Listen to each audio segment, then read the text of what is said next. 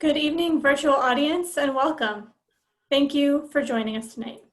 My name is Marisa LaFleur, and on behalf of Harvard Bookstore, I'm very pleased to introduce this event with Vanessa Veselka, presenting her novel, The Great Offshore Grounds, joined in conversation by Cara Hoffman. I hope you're all well and safe out there. Thank you again for joining us virtually. Through virtual events like tonight's, Harvard Bookstore continues to bring authors and their work to our community and our new digital community during these unprecedented times. Every week, we'll be hosting events here on our Zoom account. As always, our event schedule also appears on our website at harvard.com/events, where you can also sign up for our email newsletter and browse our bookshelves from your home. This evening's discussion will conclude with some time for your questions. If you do have a question for our speakers at any time during the talk tonight, click on the Q&A button at the bottom of the screen and we'll get through as many as time allows. In the chat, I'll be posting a link to purchase The Great Offshore Grounds from harvard.com, as well as a link to donate in support of this author series and our store. Your purchases and financial contributions make events like tonight's possible and help ensure the future of a landmark independent bookstore. So thank you so much for showing up and tuning in support of our authors and the incredible staff of booksellers at Harvard Bookstore. We sincerely appreciate your support now and always. And as you may have experienced in virtual gatherings these last few months, technical issues may arise. If they do, we'll do our best to resolve them quickly, but we thank you for your patience and understanding. And now I'm so pleased to introduce tonight's speakers. Vanessa Veselka is an award-winning author whose work has appeared in Tin House, GQ, The Atlantic, Best American Essays, and the anthology Bitch Fest: 10 Years of Cultural Criticism. Her debut novel, Zazen, won the Penn Robert W. Bingham Prize in 2012. Cara Hoffman is also an award-winning author whose first book, So Much Pretty, was named Best Suspense Novel of the Year by the New York Times Book Review. Her essays have appeared in the New York Times, the Paris Review, Book Forum, Rolling Stone, Salon, and NPR, and she has been a visiting writer at Columbia, St. John's, and Oxford universities. Tonight, they'll be discussing Vanessa's latest novel, The Great Offshore Grounds, which Publishers Weekly described in a starred review as gritty and unsentimental, compassionate, funny, and deeply human. And the LA Times calls it a deeply moving picaresque in which Veselka examines conditionality as a state of being. She is a remarkable writer, able to break through the surfaces of her narrative to reveal the animal chaos underneath. We're so pleased to have them both with us tonight. Without further ado, the digital podium is yours, Vanessa and Cara. Hi, thank you. Thank you, Harvard Bookstore. Thank you, Cara, for doing this. My pleasure. I'm so happy to be here. Yeah. So we talked about me just starting off and reading a little bit from the novel and then getting into a conversation about it. Really glad to have people here. And Cara has the novel. She's going to hold it up so you can see what it looks like, because I'm going to read you a little bit about a Fresnel lens. And if you look at the way that that cover goes, that's kind of an image of a Fresnel lens. Okay. So this is book 1, Henry Hudson. Health to the buzzards, cash to the drivers, oiler for the lords, and greasy luck to the lifers. The wedding. 15 miles south of Seattle and halfway across Puget Sound to the west is Maury Island. Shaped like an arrowhead aimed at the mainland, green as the inner fold of a grass blade, it can be seen from the air, cradled in a crook of an elbow of water. Tourists ride over on ferries to watch for whales and UFOs. Jets turn around overhead on their final approach to the airport. Even on days when there is no rain, mist filters through the evergreens until it pulls apart like threadbare cloth and burns off. The wedding was to be held in the afternoon at Point Robinson, the site of an old fog signal station that once housed a steam whistle fed by coal fire and water to warn away ships. In 1897, at the dawn of massive capital expansion and speculation, the whistle sounded for 528 hours, nearly killing the man who had to shovel the 35 tons of coal. The cargo had to be kept from the rocks, and who can halt the lumbering desires of the world?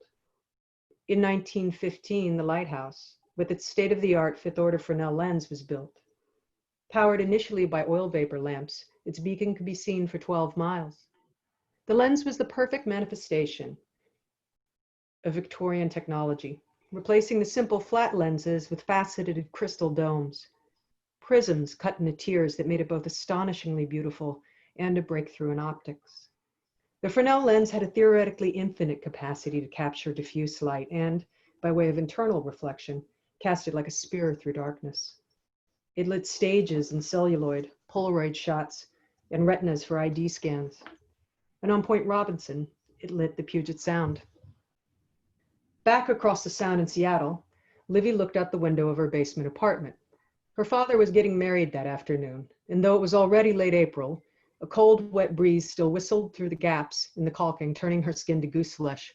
A few feet away stood her sister, Cheyenne, poorly slept but already dressed. "I'm freezing," said Cheyenne. "I'm turning on the space heater." "Turn on the oven, they charge us for electricity," said Livy. Cheyenne rolled her eyes but went over to the little white gas stove. Cranking the temperature to a broil, she leaned back against the oven door so she could feel the heat on her hamstrings while the oven warmed. Yesterday, they'd spent the whole day picking rocks out of Livy's landlord's garden in trade for a patch of soil near the sunny side of the fence so that Livy could grow food. It wasn't political. Livy didn't care about pesticides or permaculture. She was just the cheapest person that Cheyenne had ever known. She lived off past-date groceries. She washed her clothes once a month with a teaspoon of dish soap in a tub. She made her own bras. Cheyenne was pretty sure she would have rinsed and reused dental dams if she thought it would work. Recently, though, Livy had become convinced she could feed herself off 3 square yards of land. It was ridiculous. But since Cheyenne had appeared out of nowhere and moved on her without warning or rent, she did not have much of a say. Taller and unfreckled, Cheyenne had chosen a rose-colored cap-sleeve shirt with eyelets and a pair of black pinstripe suit pants. She could pass in the crowd that they'd be in today. Her second-hand clothes came off as vintage, while her misadventures in body art made her seem a fine vase, badly cracked and chipping, but a gritty accent to any room. "Cyril didn't come to my wedding," Cheyenne said. "Why should I go to his?" "Did you invite him?" "Hell no. He would have arrived like a lord and expected to walk me down the aisle. 'Here, let me give you away.'" "Oh, hey, Dad, I think you already did." "You're right," said Livy. "He would have." "So why are we even going?" "I have a day off work and it's cheaper than a movie. I'm tired of ramen and hot dogs and there'll be rich people food, so I'm taking Tupperware." "Please don't make it obvious," said Cheyenne. "We're already going to look so out of place." "Why, because you have jailhouse tats of hearts and clubs on your knuckles? Or because I don't shave and look like a landscaper?" Cheyenne spread the fingers of her left hand. "Not just hearts and clubs. The one on my thumb is a diamond and the pinky is a spade. You just can't tell anymore." Livy crossed to where she'd laid out her newly washed painter's pants and pulled them on over her long johns. "I'm going to the wedding because it's a show of support that costs me nothing. I've never thought of him as a dad, and I don't care. At his worst, he's just a big blank, a disappointment. He gets a clean slate. That's my wedding present, a pass. It's the only decent move." "I shot my better angels," said Cheyenne. "They're angels, you can't kill them. If they were real, you could." Livy could feel Cheyenne's eyes burning holes in her ribs. She zipped her fly and flattened her pockets. "I have clothes if you want to borrow something," said Cheyenne. Livy froze for a second. Then she bent down to roll the cuffs, making sure they were perfectly even on both sides all the way around. "I have a white shirt. It has buttons. I can tuck it in," she said. "What do you think his bride will be like?" asked Cheyenne. "Oh, a full-blown voodoo narcissist like him." "Oh, no, he couldn't take the competition. I predict Anglo-Geisha." "Oh, I can see that," said Livy. "We should at least get drunk before we go." "Well, I'd rather do it on his dime," said Livy. "I'll bet inviting us isn't even his idea. I'll bet it's the bride's." Livy smiled. "Maybe he has cancer. And his doctor warned him that guilt suppresses the immune system." Cheyenne propelled herself off the stove with her back foot. "Yes," she said. "No, wait." She raised her hand. "I have it. He found God, and God said unto him," Cheyenne threw her arms wide and boomed, "Stop being such a dick! A dick! A dick! Echo, echo, echo." Neither sister had seen their father since they were 14. The wedding invitation had arrived only 2 weeks before the date of the ceremony, just on the heels of Cheyenne's reappearance, something their mother Kirsten considered prophetic. It was obvious from the short window that the decision to include them was, at best, the result of a long debate, or at worst, an afterthought. Their initial instinct had been to ignore it, and the invitation was repurposed as a coaster for days before it was seriously considered. But in the end, they could not ignore it. It tapped at a hidden door. Shh, he is a king in a castle. He has only stashed us away in the village to keep us safe. Someday he will come, call for us and claim us, and he will make everything right. So I'll stop there for a second. Gorgeous. Just a little about the patriarchy. Gorgeous, gorgeous. As you're reading it, I'm just thinking what a pleasure it would be for everybody to sit here and have you just read the entire book. It's so beautiful that for me, that's how I feel anyway. Thank you.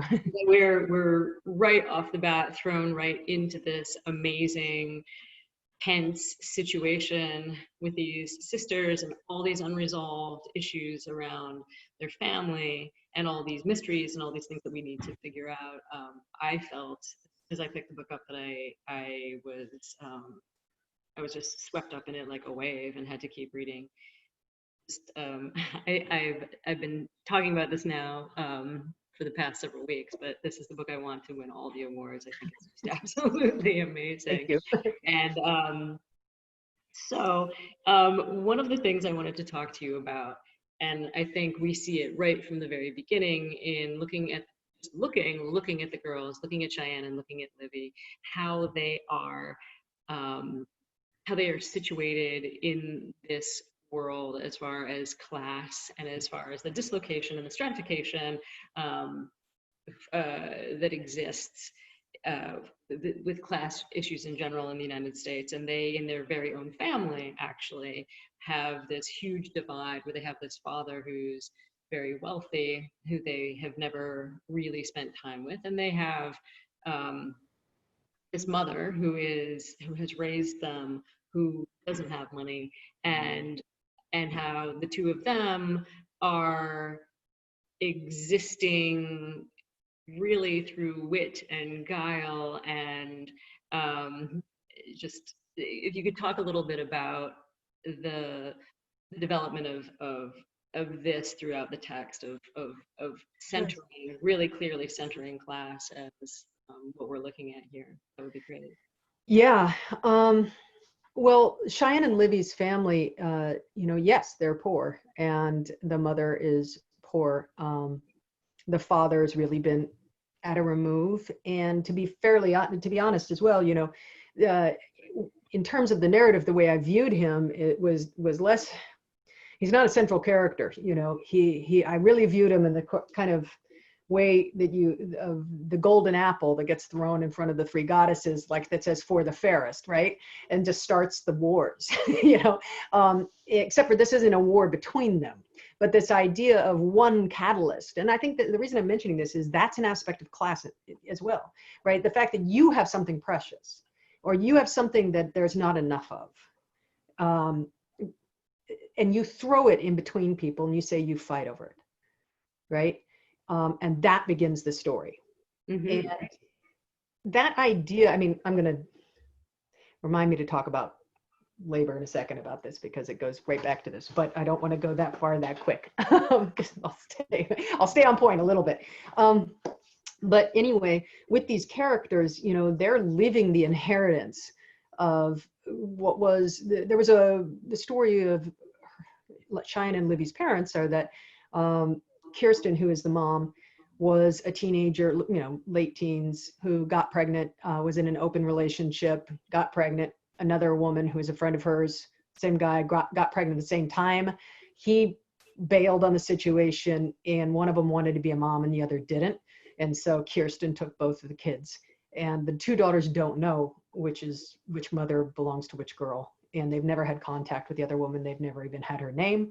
So in the beginning of the novel, the father ends up giving them out of the blue her name, very much against the wishes of both mothers, And so again, it's this sense of like, he just has this incredible privilege to just create or destroy a life. He can give them, the mother says at one point very early on, as they're going to his wedding, he says he had something to give the girls. And she said, I hope it's an education. You know what I mean? Like, exactly. Yes. No. And the tension there is so amazing because you see, and the way the wealth is depicted. I mean, this incredible social satire around seeing these differences. And so you're thinking, this is amazing. We're going to see, you really set it up so we think we're going to see these two young women get something.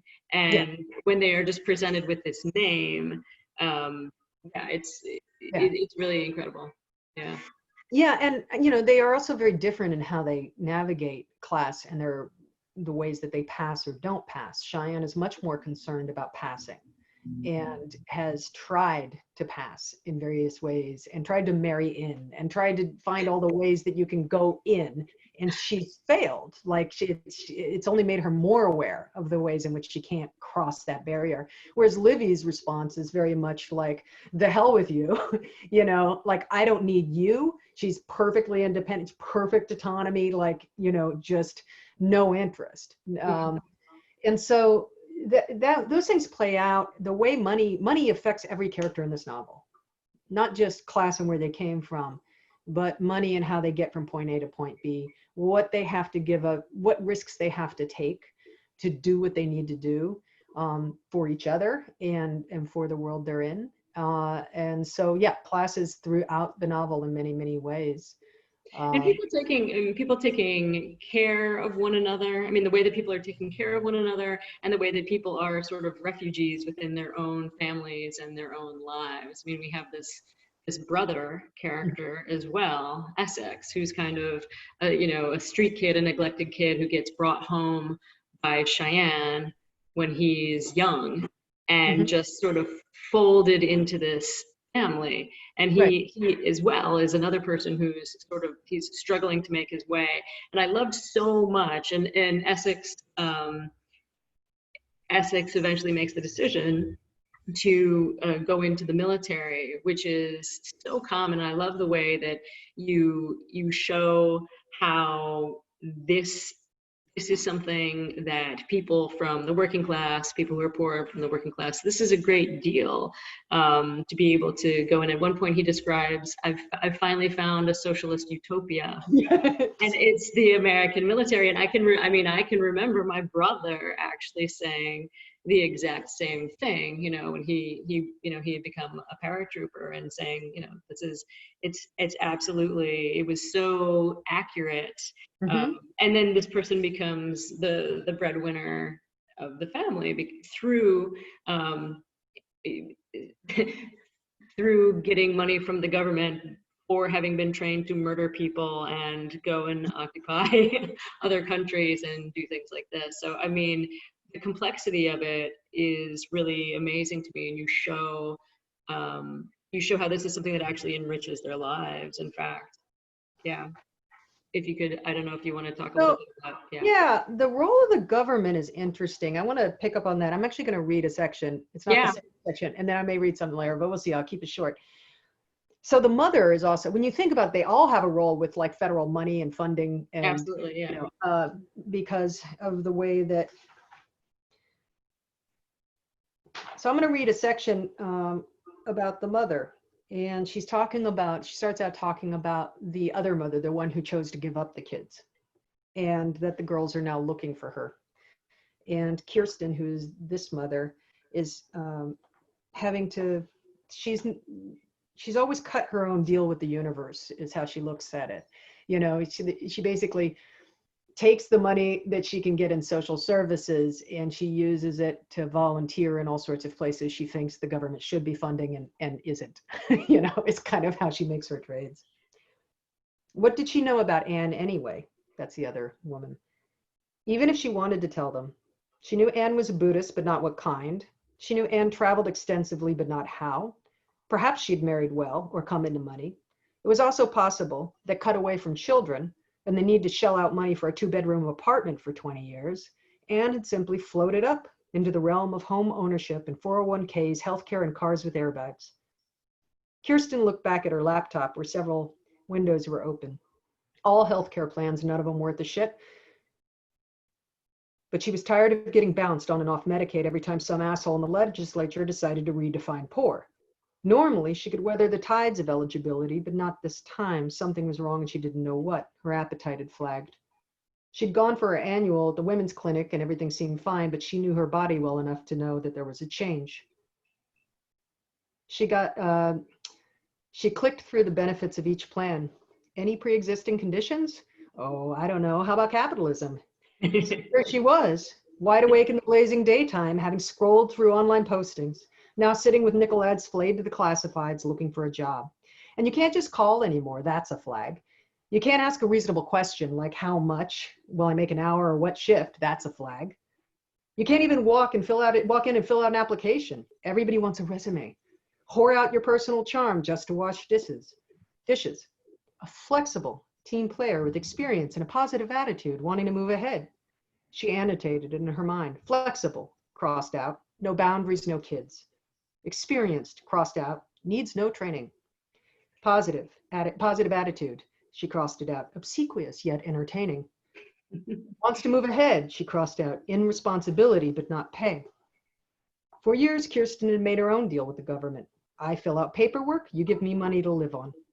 It was an honest paycheck, in her opinion, a reallocation of federal funds to support the work they should be doing and weren't. How many nights had she spent on the suicide hotline talking to someone off the ledge? The number of times that she'd opened up the late shift or the early shift for domestic violence center. Every night she showed up reliably alive, not dulled by meaningless jobs. She met the messed up world intact and offered it in all hours humanity. The government had gotten more than its money's worth. They're fucking lucky I only charge them food stamps and $850 a month. So I read that because, you know, the characters in here, they're all dealing with their financial position, but they're very alive and, you know, they have their own views about everything in the world. They have their own, you know, angle or grift or take on how they get by. And they don't have shame for the most part about who they are, with the exception of Cheyenne. Yeah. Yeah, with the exception of Cheyenne, who struggles with that. Yeah. Right. And so there's a kind of belligerence at times with some of them. I guess what I'm trying to get at is one of the reactions I've had from people who read this, and it's really been a range even so far, is people would say like, I love these characters. I never knew anybody like that.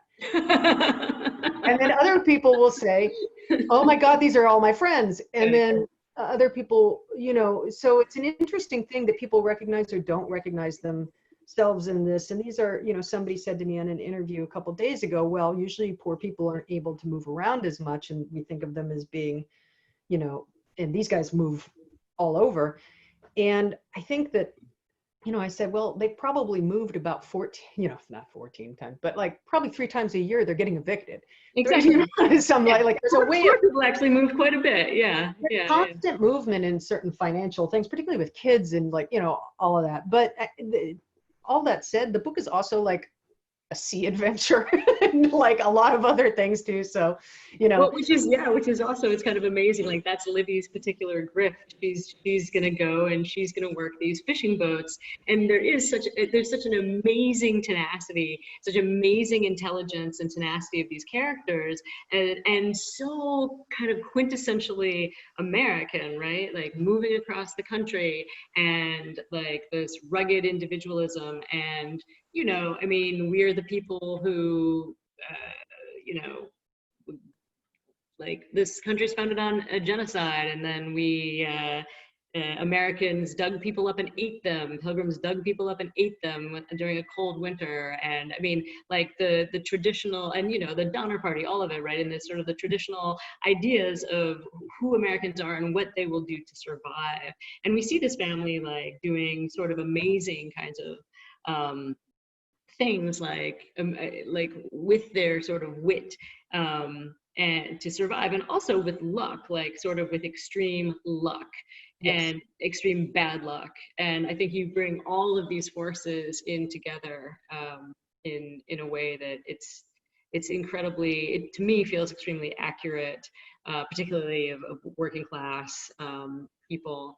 And also just, I don't think I've read I don't think I've read a story that's so quintessentially American in this way, and talking also about the reality of women's lives, like basically the backbone of what built this country, being these women's lives, and like you're saying, like the sort of like the pitiless, like intelligent, tenacious qualities, that really founded the country.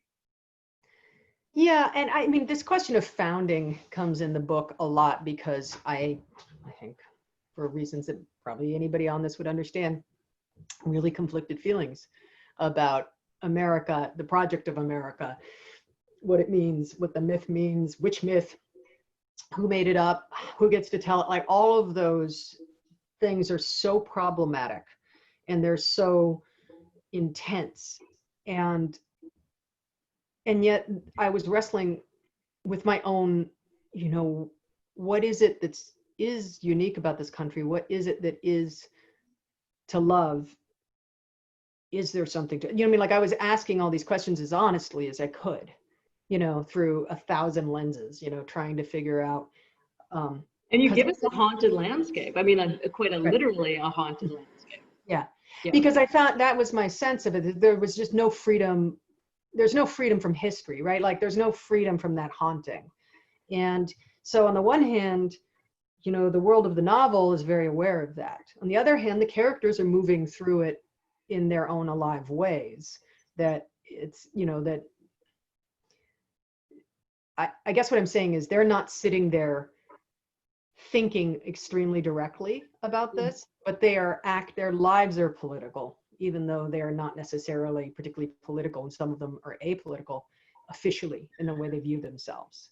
But everything about their lives does go into this question of American myth in many ways. And then also the personal myth. Their mother has created this myth for them of their parentage and things like that. And the reason that she's created it, this is no giveaway, but it just comes a little bit later. But the reason she's created it is because she's looked around in her life and she's seen, the people who have more money, what they really have other than money that she sees is a belief in their own hero's journey. They have this narrative of self where they are becoming, and the stories about them, and they are the heroes and they're right in the center of it. And she tries to create a myth to center her daughters in their story.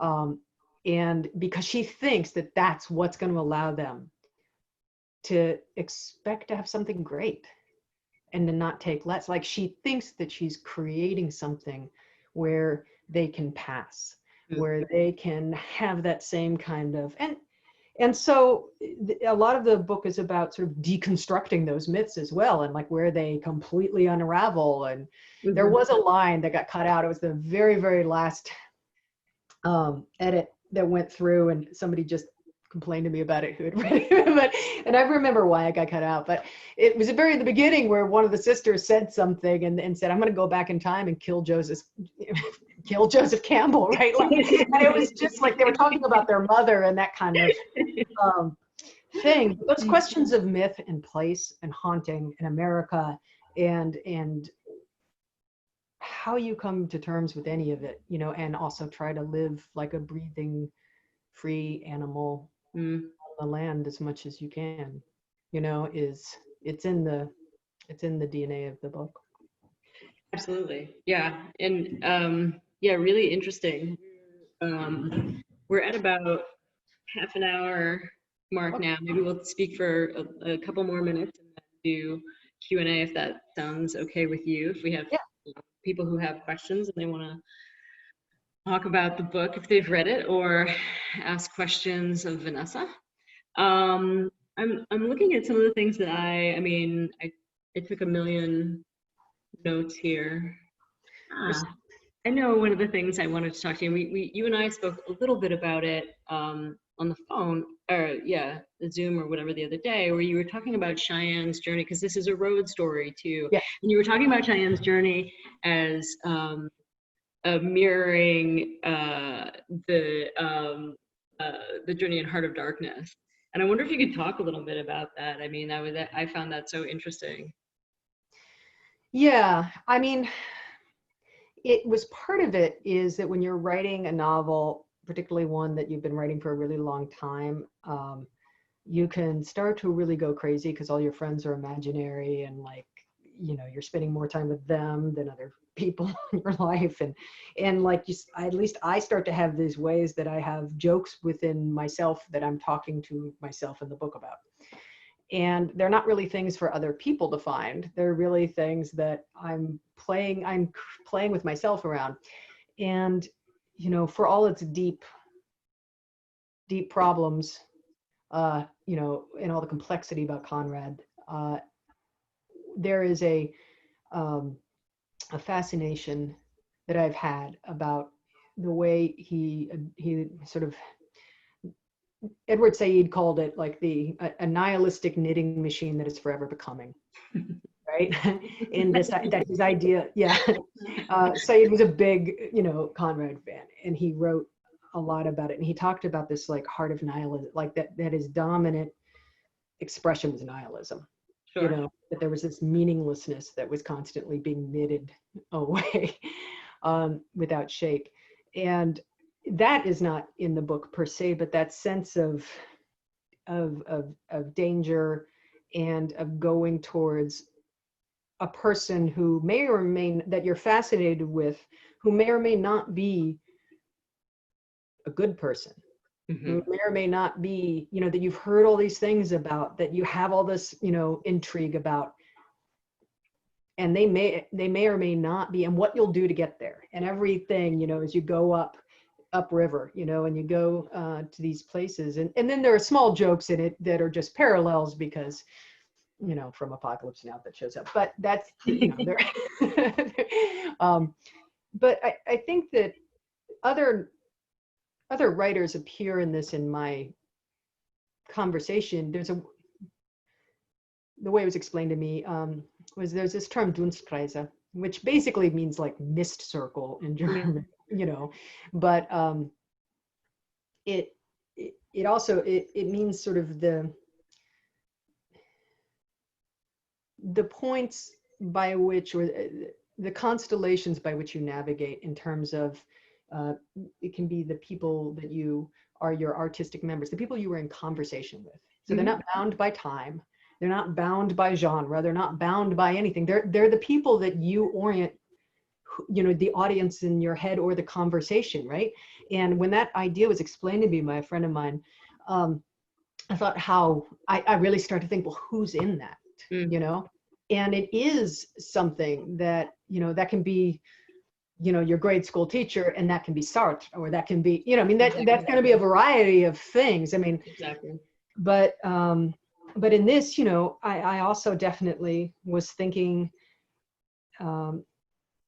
about the whale ship Essex. I was thinking also, which is what Melville based Moby Dick on. I was thinking about Great Expectations in the sense of, because this at its heart, this isn't very much, in very many ways, it's a 19th century novel, right? Like it's this absolutely, question, absolutely, uncertain parentage, and like going out in the world, and where do you land, and what's your status, and what does it mean, and part of what I always hated this, right? Part of the critiques about this, the only thing I feel more this way about is science fiction, but you know, like, okay, I'm just going to say science fantasy more than science fiction. Science fantasy, you know, so and so is the, you know, unknown son of X, and he always ends up to being like the king's son, right? Like there's an inability to realize like he's just some jackass, you know, that's never gonna happen. He's always the one with the magic superpowers, with the high, like, and in some ways to me that is like the most racist, like, anyway, I mean, it can get really a tangent for another time.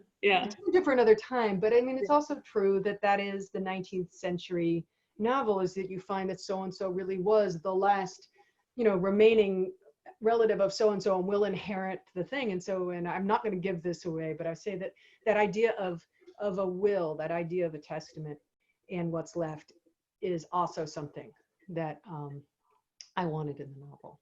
Oh yeah, and so perfectly executed. Thank you. Yeah, no, yeah, it's fantastic. I also love the idea people who haven't read this book thinking that they're going to stumble upon Kurtz somewhere and who they actually get instead of Kurtz. So if you're curious, it's fantastic. Okay, it looks like we have a bunch of questions. Let me see what we have. Okay, so we have anonymous attendee who asks, was there anything that surprised you throughout the writing of this book? I have a clarifying question, please.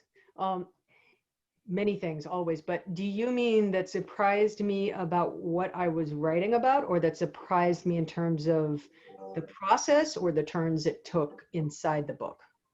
Anybody want to clarify? Anonymous attendee, would you like to clarify? If not, I'll just wing it. If not, we can, how about we move on to, why are there some writers, oh, interesting, how about this? Why are there some writers who refuse to use quotation marks?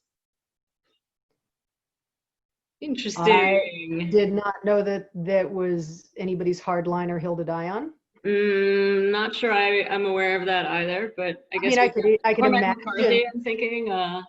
I'm imagining, well, I mean, there was a tradition for a long time of using italics for spoken speech. Now, I will say with this novel, that was actually a big discussion, is there's multiple forms of voice and multiple forms of interior. And we had to have a very, very like nailed down sense of like, when am I italicizing? What is a quote? Because there's free and direct speech in here. But then there's free and direct speech that is referencing imaginary speech in a dialogue.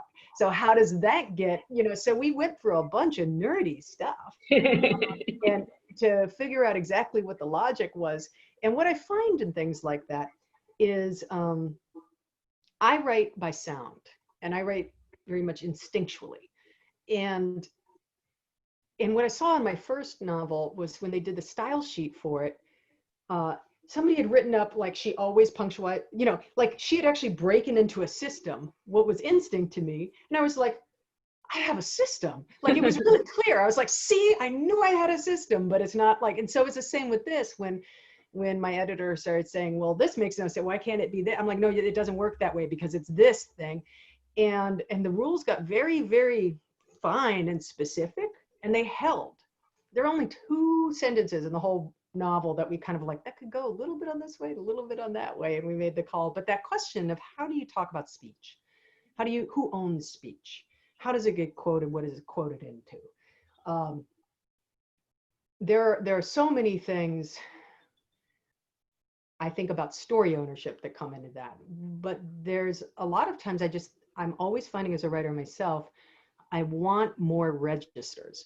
And that's why I really do like playing with grammar and syntax. Like I want more registers to be able to express more nuance. And I think in voice a lot, but I think as a voice is a polyphonic thing. I feel like with characters, they have the kind of voice that might be the more depressive or internal side of their voice. They have the part of the voice when they're like performative. They have, they're going to have a lot of registers, and you might hit all those registers in a paragraph. And so thinking in those terms, I also thought, since this is in third person, a lot about one of the jokes I had about it, because I spent a lot of time alone making this, I entertained myself as much as I could, was that the third person in this was, I had invented an accusatory third. It's like a third that kind of goes like, why are you doing this? Sometimes. That's so good, the accusatory third. I'm going to have to write it down, actually. It's so good. Slightly harassed. But that question of how you create space for different kinds of voices, when they're not quoted speech, but think about how your head works. You have the tapes that people talk about that go in your head that came from somewhere. You have your own narrative. That narrative has a response back and forth. Then you have people that you're putting words in their mouth. Like think about how many different voices you actually have, and how do you try to depict that on the page? That was part of the struggle with it. It's fantastic. So anonymous attendee number 1 has clarified. She says, I feel free to answer the question however the spirit compels you, but my original thought was about the things that surprised you about what you were writing. First big surprise is that it was going to be long. I think I wanted to do a healthy and reasonable 350-page book. And this book at one point was over 700. And I was just like, you know, I felt like it felt like an entire, you know, thing, sort of like triplets expanding. I mean, it just felt like gremlins or whatever. It was just going everywhere. And I had to go with it. And what that was an economic thing in a lot of ways. I was realizing I'm not going to be done. I'm not going to be done. I'm not going to be done this year. I'm not going to be done next year. And what do? Right? I've spent the advance money. I'm working in all these weird side ways. Like, how do I do this? Right? How do I, and every year I would think, okay, in 6 months, I'm going to be done. And then as the story would move forward, I would realize I'm not done. And so it was a constant having to, on the one hand, trust that it was going to the place it needed to go. And on the other hand, having to ruin my life with credit cards for nothing that was anything anybody would recommend you do. And it was a bit harrowing. So it was very much going blind, you know, going forward. So that was the first sort of ongoing kind of surprise, was this sense of I can't get a hold of how big this story is. I knew I wanted to write something with a certain kind of scope, but I didn't know how I was completely going to tell it. And as it began to expand and expand and expand, that was something. It's now down to a good solid 450, you know. A respectable 450. Respectable 450. Exactly. We have another question. When writing about the road, were there other examples of travel literature that came up as you were trying to create your character's epic journey? Well, I stole a lot from my own life. I hitchhiked 15,000 miles the year I was 15, living under bridges and in truck stops and on beaches and sketchy people's couches and all sorts of things. And then I hitchhiked a lot more again. Later, I also jumped freight trains around that time. And then I'd also moved 11 times before I was 9. And so this issue of road stories and movement and what it was like to travel in an itinerant way was very familiar to me. And part of what I was responding to was the fact that I don't find these stories. And some of it is just technical. It's very hard because my experience of traveling was traveling alone. Right? With very few exceptions. There were very brief moments when I was 18 that I traveled with somebody else, and 1 month when I was 15 where I traveled with somebody else. But outside of that, it was totally solo. And if you want to tell the story, and it's not first person, of somebody traveling solo, it becomes really difficult to get it through editorial because the characters are constantly changing. There's nobody to practice the sort of character development on. There's no reflection to, like, it becomes to, and so everything gets pressed into this situation should be symbolic of this kind of situation, right? And each situation has to move you forward. Like, this is what you learn in plotting, right? Like, each situation should move you forward. And at the same time, that was so counter to the actual experience of the road to me, which was repetition and iteration. Like repetition, iteration, and like all of this kind of, and I was like, how do you tell those stories? How do you tell the story of what movement like that feels like? When it's like I lived 10,000 years in 1 hour, you know, or this day went on forever. I mean, like, how do you, when time doesn't feel like it's just ticking along, but it goes into these great expanses and great compressions, and what you're learning is actually the amalgamation of many similar things like it, and what that does, you know. So I find that the story of quest, road stories, the story of quest, you know, you have your basic Siddhartha story of quest, Frodo. Like, I mean, I've written some about this before because I'm a little fascinated by it, but you know, those are all stories of quest, but they tend to be single journeys. Except for like Frodo, you know, he goes on a lot, but like they tend to be single journeys, right? And that's the arc of and they're usually coming of age, right? They've got this kind of, and I was interested more, in some ways, you know, I thought a lot about the Odyssey. I thought about the sagas. I thought about, and I think that those are the oral traditions like that.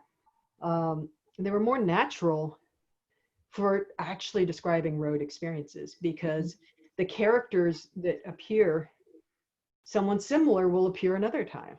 And it's not seen as, you know, an illegal violation by literary fiction. You know what I mean? Like so I think it's hard to write road stories that feel real to me in the way that I experienced Sure. the road. Sure. And you and I share that, right? That living that that life outside, or a particular kind of homelessness, that of travel where you're on the road and you're staying in various different places. I think it's really interesting talking about that. The same types of people come up, and of course they do. Of course they do. You're running into the same, you know, you're running into the same sort of people over and over again. You know, the people who are living on a shoestring, or like hopping trains, or sleeping on beaches, or you know, whatever, you know, under bridges, wherever. And pattern recognition will keep you alive. Exactly. No, absolutely. I mean, it's funny. I'll say really quickly, like I'll look. I mean, I know this sounds very, you know, but I'll look at something came up recently, which is too political for me to mention, but without getting into it. But I looked at the face of one person. I said, you know, that sketchy guy. You were on the street. It was a buddy of mine who also had some of that experience. It's like, you know that guy. I know that guy. I know him like that. I don't need to hear him talk. I see the way his head moves, his body moves. I see how to, like, I know that guy. You know who that person is. And that sounds insane. But if you have been in that situation again and again and again. Sure. You get superpowers, right? You get superpowers. Yeah. So, yeah. Yeah. Fantastic. Very interesting. I have a question I think is a very good question. Can you say more about different American myths in this novel? Which I would also like to hear more about. So there are a couple of ghosts in the novel, and in some ways, I feel like every book or every novel that I'm always, whether it's a story, a book, or not, whatever it is, I'm always looking for what the language of that particular work is. And so, because I feel like you don't just need the characters, you don't just need the sort of impetus, you need the language that can tell that story. And the language that can tell that story may require things that are not obvious or at hand. So I don't think of myself as a speculative writer at all. But there are ways in which I have found, both in my first novel and in this one, the things I needed to tell could not be completely contained by the living material of the novel. There was a rat queen in Zazen that had to take up a space around gentrification, because there was no way to like completely put into words what I meant. And in this, there are two ghosts. There's really, if you're honest, a few more hinting around the edges, but there are two main ones, and one is Sir Walter Raleigh, and the other one is John A. Lejeune. And very, in the most reductionist term, it's the colonizer and the imperialist. You know, John A. Lejeune was the Marines' Marine. He was, you know, part of that whole early expansion of American imperialism that comes up under Roosevelt, and just, you know, that goes into Cuba and Guam and, you know, the Philippines and the Panama Canal. And like, I mean, he wasn't in all those places, but he was in a lot of them. And establishes the US as a world imperial power, begins that narrative, and that he's the working business end of that, right?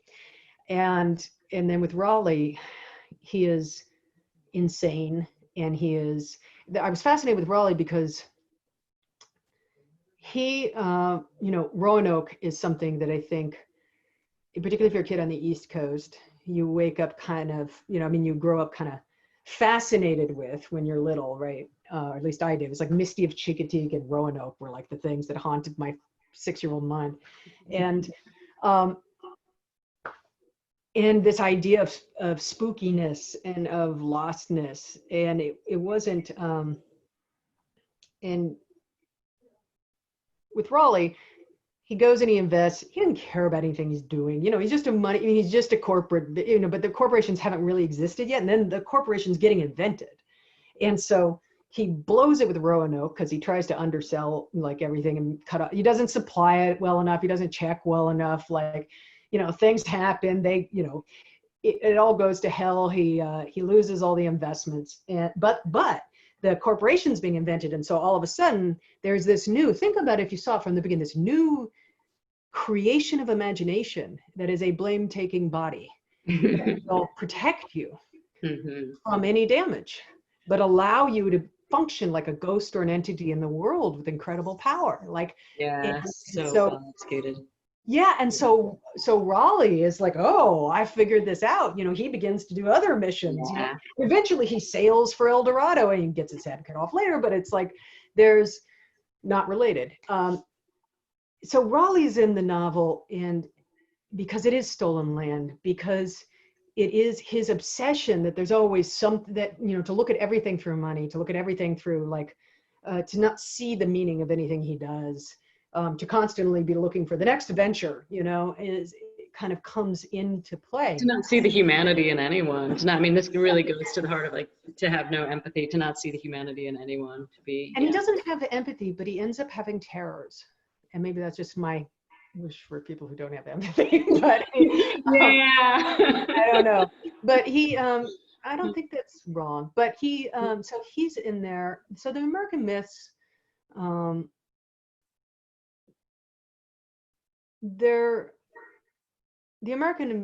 characters aren't in the novel are pretty they weren't raised to believe in what we would think of as traditional white American myth, right? Like that's not what they were raised with. They were raised to be very suspicious of that, but they were raised with myths as well, and they were raised with myths about where they came from, and they were raised with this myths of the idea that like things happen for a reason, and they were raised with myths that that try to create story.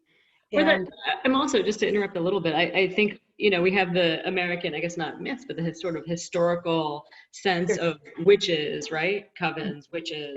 The witch. Yeah, and like how that's become a part of our, that's our history, but also it's a history based on kind of I guess a mythological creature, right? This like the witch, right? Yeah. And the mom really owns that. And it's interesting talking to people on the East Coast. They refer to her most often when I've spoken as a hippie, whereas I don't think of her as a hippie at all. But in the West Coast we have this kind of like Linnaean categorization for like all kinds of dropout culture. So she, to me, she's an anarchist, collectivist, more goth child, goth 90s West Coast, thing. She's not like a Earth Mother type, but she does have that belief in she reads tarot, she does different things. She has that kind of sense that she's in the conversation with the universe, and is radicalized by a lot of things early on, by a public health nurse and a variety of other ways. But the myth aspect is more like the myths through the ghosts, and also the sense of land and place.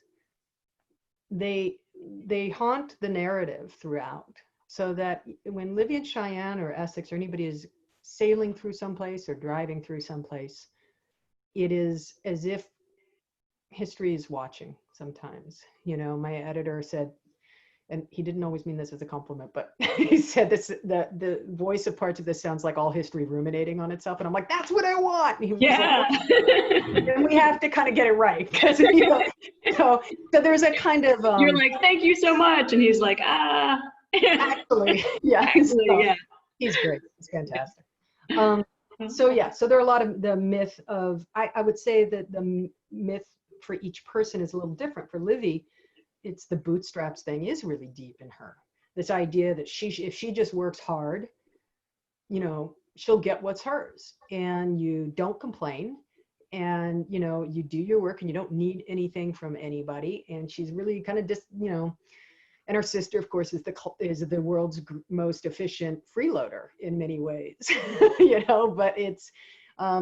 But those myths are in there. The myth of mobility is one that Cheyenne's really haunted by. This idea that she's kind of bought into the idea that she should be able to be mobile, and the ways in which that is horribly backfired for her. Yeah, or that she can marry into different situations. Yeah, right. Exactly. Like that, Yeah. that, you know, very, yeah, you know, whatever, feminine myth that you can, female myth, Mhm. anti-feminist myth that you can marry into a situation that's going to help you Right. out. I think we have time for just one more question. What did you find was the biggest difference as you approached writing this book after writing Zazen? Oh, there was a lot. I knew I wasn't going to write in first person. I had been writing a ton of stuff in first person, and I felt like I knew how I wrote that way. Even with different characters, I could see that I had instincts to go into different things, and I felt that it was that it was blocking me. I wanted to write about things I felt I was bad at writing about, and I wanted to. So I asked myself, like, what was I scared to write about? What do I think I don't write about well? Both of those answers were kind of love in one form or another. And but then I did know that I wanted to try something big enough to scare me. You know, I wanted to try something that could go places, that had a sense of scope.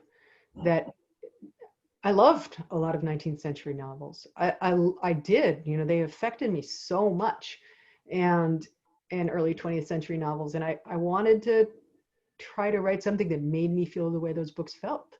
And Vanessa, did you read those? When you were traveling, when you were on the road, did you? I know that for me, that was such a space of, I mean, being able to read, right? And you find these books and you trade these books with people, or you know, was that reading time for you?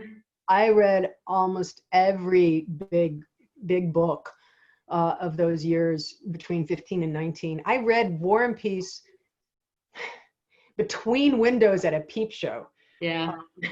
For like, you know, like the windows closed and I'd be like back to Betzukhov, you know what I mean? Like, and I read so much Dostoevsky. I was so into the Russians. I was also really into Yosa, not 19th century, but like, I was, you know, I was reading a lot of these bigger books, and they had such impact on me, and I saw my life in them, and I really, really loved them. And I sort of realized I had separated myself as a writer from the kind of books that I loved the most and that changed my life the most in many ways.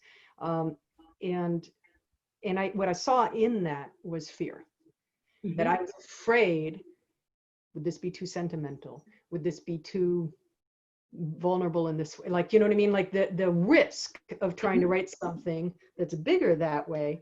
But then I was like, you know, you got to do what scares the hell out of you, or what good are you? And, you know, and I went on an 8-year potentially career-ending path, and here we are. We'll see what happens, you know. But I wrote the novel I meant to write, and that's all you can do, you know.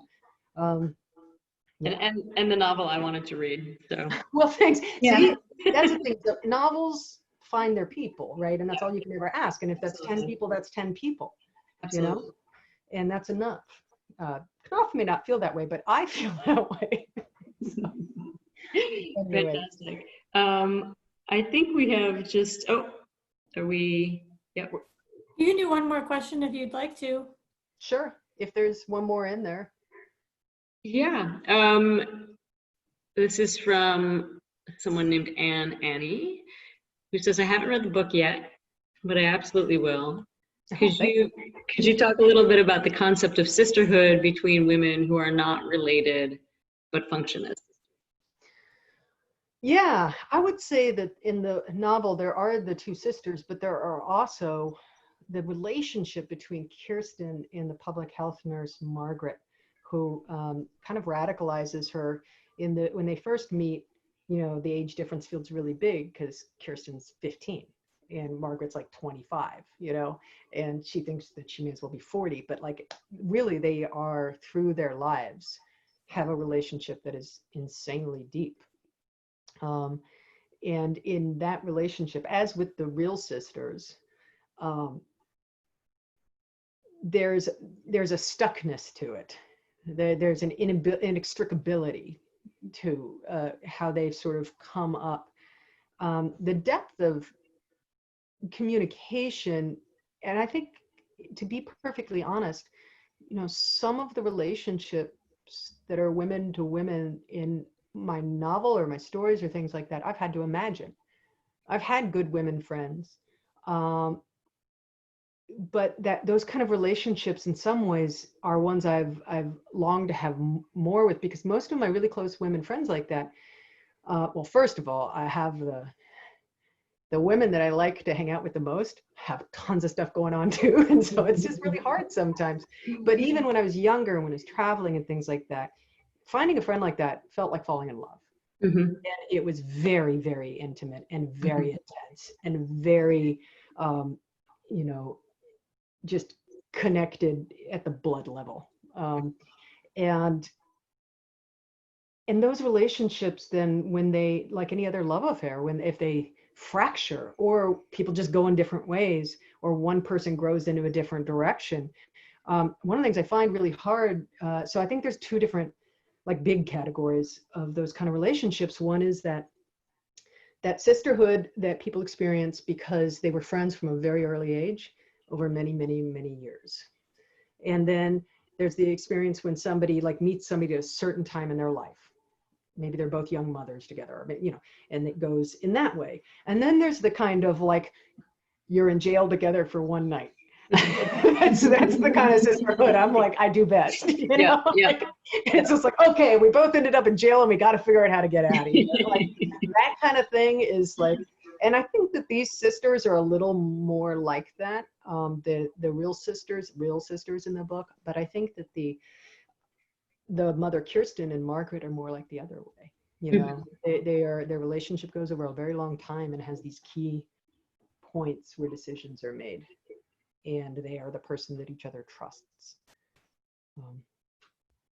I do want to say, because we talk about women and to own all of this, but this is not women's fiction. This is human fiction. And the fact that it's women in it is something that hopefully, people can just get used to. I've certainly grown up reading books filled with men. Yeah, thank you for saying that. I think that's it's extremely important, the whole idea of having books be ghettoized as women's fiction, or get ridiculous covers because they're quote women's fiction. And I think that hopefully we're reaching the end of that. I'd like to see that just completely disappear too. Yeah. And on that note, exactly. Thank you everybody for coming. Yeah, thank you for all your wonderful questions. Thank you, Vanessa. Yes, thank you both for being here. Thank you to everyone out there for spending your evening with us. Again, you can learn more about this book and purchase The Great Offshore Grounds at the link that I've posted in the chat. So on behalf of Harvard Bookstore here in Cambridge, Massachusetts, I just want to say have a good night, keep reading, and please be well. Thank you, everyone. Thank you. Bye. Bye-bye.